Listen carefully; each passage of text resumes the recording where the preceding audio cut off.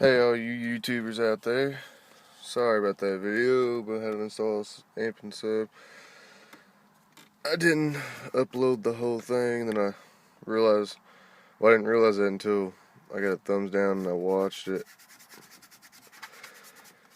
But I'm here to put the real video back in it. Hey YouTube. So,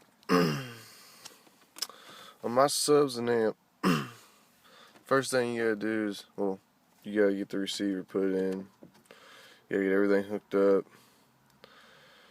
I guess to start, I'll show you what I did with my remote wire. Because if you have a 2004 Mustang, you'll have a secondary amp right down here in this bottom slot on the bottom. And then they're also, depending on what kinds of, if you get the premium sound or you get the mock sound, whatever, there could be an amp in the back of your car already. But on mine, I took my remote wire, and at first I ran it directly to the other remote wire. Then what I did was splice it to make it a three-way connector.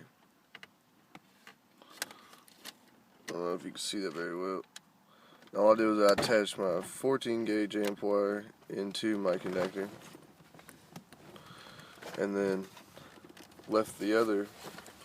My remote wire is actually connected right here to my remote wire of my original amp, and then I just got the splice connector and put it on there and attached it a little bit further down. There's my 14 gauge wire, and it runs down underneath here, underneath my seat, comes around into this long sexy piece right here. That'll just pop out.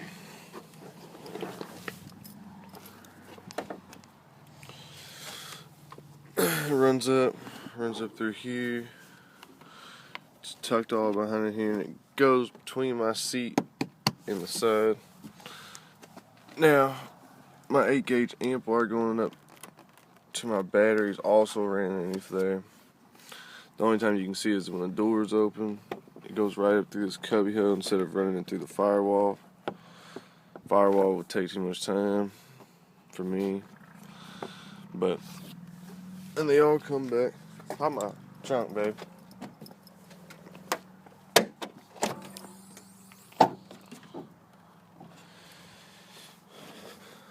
And then, as you can see, they all come back through here behind my seat. So now, these are your RCAs. You want to hook your RCAs up into the RCA slots. Here is my 14 gauge remote wire.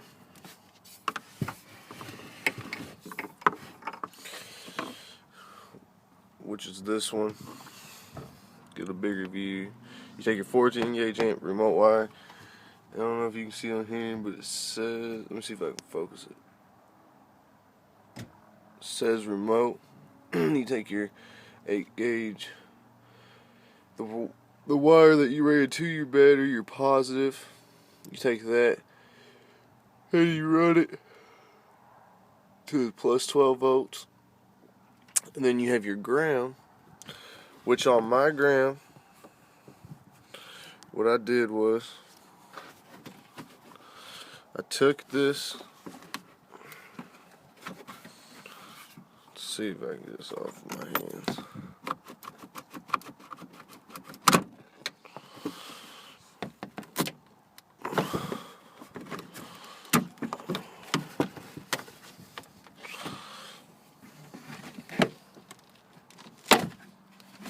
Okay. And that's my ground right here. All I did was sand it off the paint, attach it to this little hole right here, and there's my ground. You gotta make sure you get that thing tight though. Alright, let's put all that back.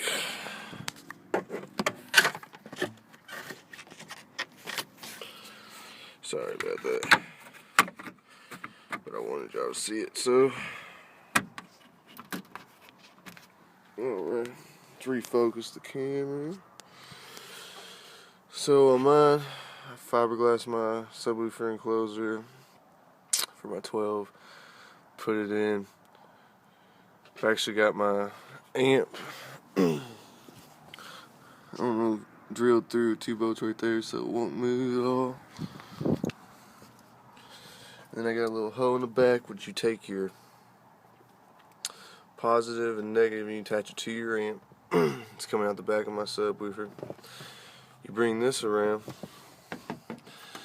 and depending on what system you have, I got a my system is being bridged right now, so you just put the negative on the negative and the positive on the positive, and the same thing goes with your amp. You look at it and it says negative and positive, you put the negative on the negative and the positive on the positive. And then another thing you want to make sure, if your amp has fuses on it, you got to make sure you check those fuses before you do all this, because it takes a lot of time to figure out what's wrong with it when you don't know. You just think it was your amp, but then it could just be a fuse. But other than running that wire up to your battery, I didn't show you it going to the battery itself, but I mean that's pretty simple. Anybody can run a cord from a battery to the back of their car. So I'm gonna let that one be how it is. But I hope you guys like the video. Comment, subscribe, like it. See you on the next one.